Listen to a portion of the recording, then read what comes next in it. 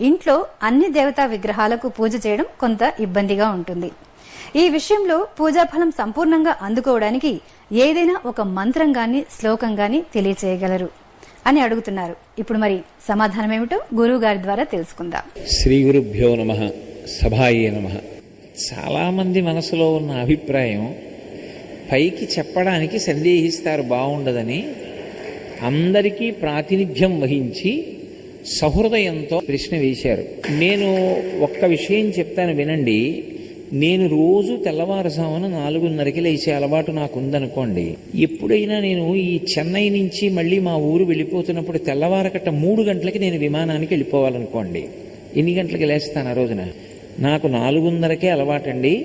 విమానం ఎక్కడానికి ఇంకొక తేలిక మార్గం ఏమైనా ఉంటుందా నా కోసం ఉండడానికి అన్న ప్రశ్న ఉంటుందా?